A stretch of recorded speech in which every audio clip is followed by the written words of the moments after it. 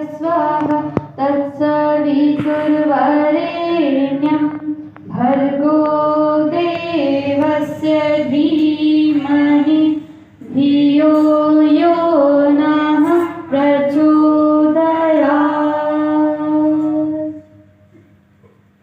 तो कहानी आज मैं नारी जागरण के विषय में कहना चाहूँगी। जैसे कि आदरणीय सैलरी जी हमेशा अपने लेक्चर में कहानी बोलती हैं, पुस्तक चाहिए। धन्यवाद। तो कहानी का जो भाव है उसे समझने का प्रयास कीजिएगा। ये कहानी है उन सभी नारियों की जिनने हमारे देश के लिए बहुत कुछ किया है। और हम देखें तो परम पूज्य गुरुदेव ने स्वयं कहा है 21वीं सदी नारी सदी।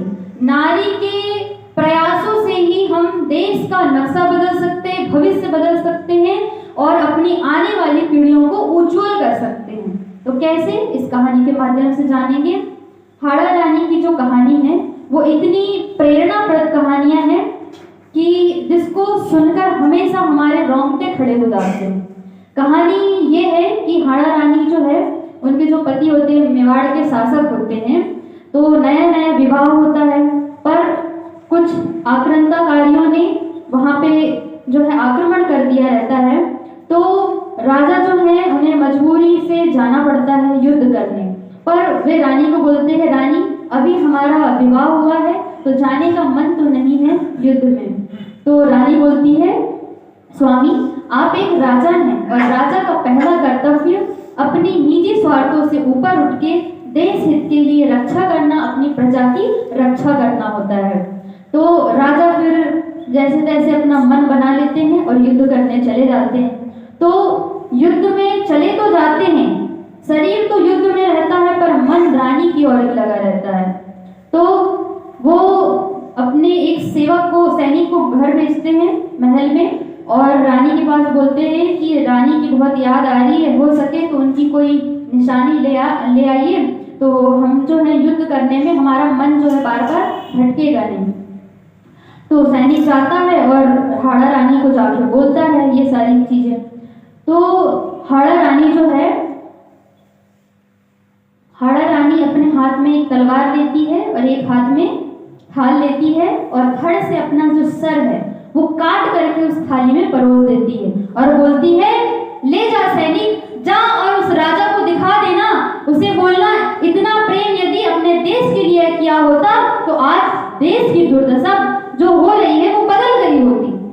तो इस वजह से जो है राजा, उनका जो हृदय है वो बहुत परिवर्तित होता है, बहुत ही भावुक होता है कि इतनी महान रानी थी और मैंने अपने देश प्रजा को ध्यान न देते हुए अपने प्रेम के वश में आकर क्या से क्या कर दिया। तो उन्हें बहुत पछतावा हुआ। तो ऐसी भारतीय नारियां हमारी ही संस्कृति से निकली हैं।